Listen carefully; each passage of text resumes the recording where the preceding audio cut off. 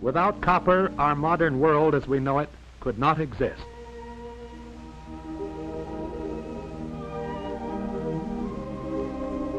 Copper is found in many places throughout the world, but perhaps the largest single copper mining operation known is this open pit mine at Bingham, Utah, in the United States. I think the first time I went to the Bingham Canyon Kennecott copper mine, it was kind of more of a tourist visit-y thing. In fact, I barely remember it. Right next to that was this gigantic lookout, and you could see the sheer size of this pit mine that had been running for a century before I had been there.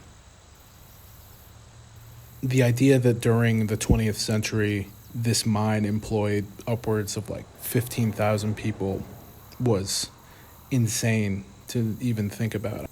By the time I was alive, Kennecott was no longer the thing it had been. But beyond that, I didn't really know the personal family history I had connected to Kennecott. I guess, what was he like, kind of just in general? My grandpa? Mm-hmm. I absolutely adored my grandpa. He was a kind, soft-spoken, gentle soul. I honestly never remember him once raising his voice. He was a machinist, and I honestly don't remember which facility, but I think it was at the mill. There used to be a bus, so I was allowed to walk down to that corner and meet the bus, and then I would walk back with him. And they would pick up the men in town and drive them to the various facilities out at Kennecott. He probably went to work there in the 40s sometime. I lived with them until I was 5, and my mom remarried. And that's when I went back. I actually, that's one of my earliest memories. Just hanging on for dear life to my grandma, not wanting to move and not wanting to go, and I didn't know Dad. They were alcoholics, so I essentially was raising my siblings. That took me until I got married when I was 16. My grandma's always been extremely supportive and present throughout my life. She's one of the few connections that I have to the rural mining side of my family. When I married Jeff, that's really when I became the most aware of Kennecott, because when we were dating, that was his big aspiration.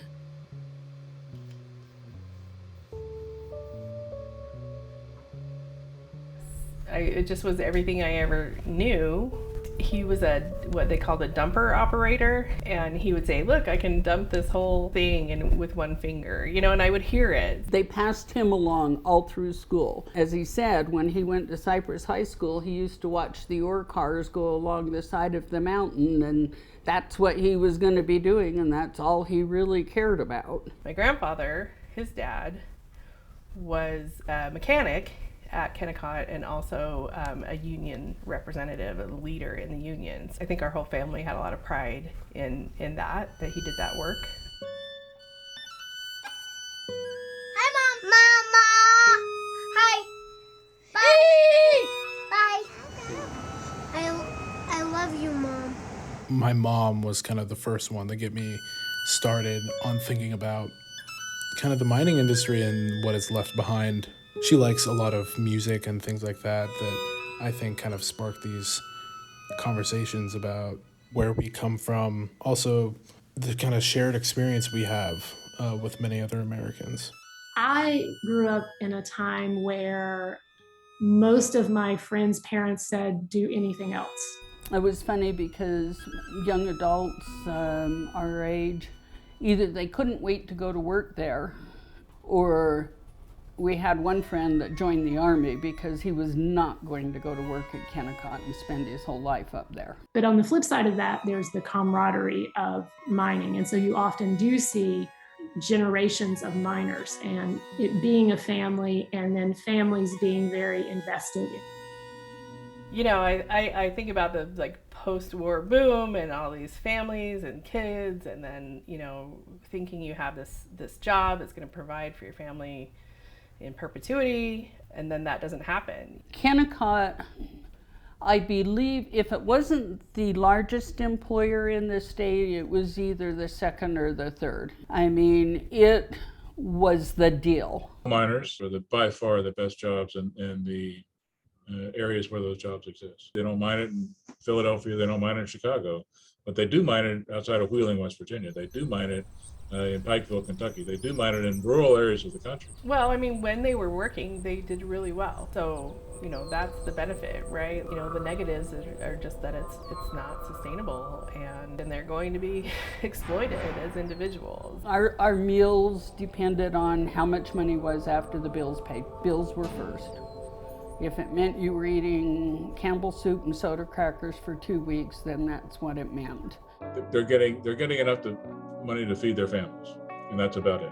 It's not even. The towns and small cities that seem to be thriving despite it, and then the smaller counties and the smaller towns around those cities are often really struggling. What was it like when you started working there? Not a lot of fun.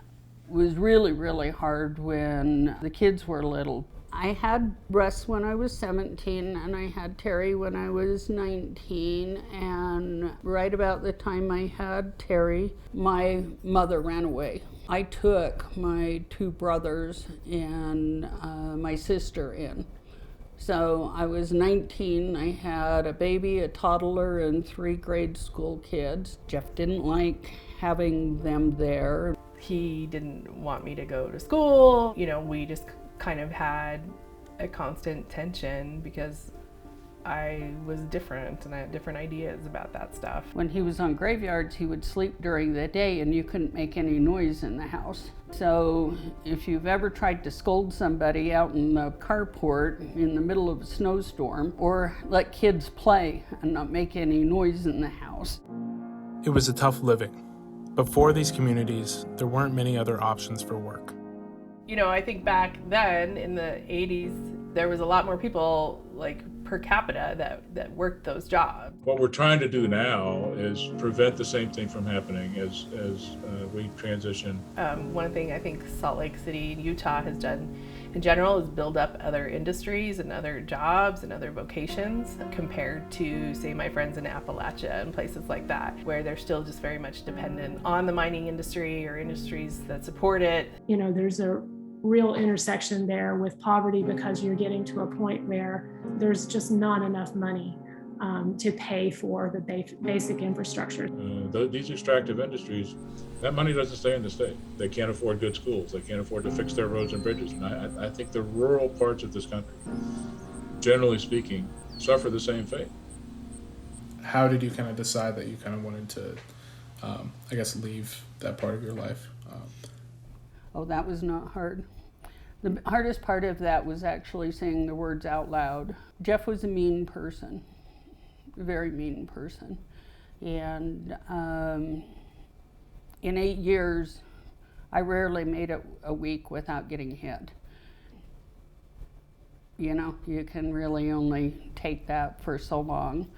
After I was separated and gone from Jeff, he had kept the house that we had. We had bought a house and he kept that. I think he lost that house. He was laid off and furloughed for quite a while, but eventually got back on. But it was never the same. The benefits had been drastically reduced. The pay had been drastically reduced. The tenure programs, the retirement programs, all of that had bottomed out. I don't know. I think it's all connected. You know, I think he was just a very unhappy, disillusioned person, and he blamed everyone else, and he didn't trust a whole lot of people, and he didn't see the value in education, and you know, he very much wanted to go back to this life that his grandparents lived.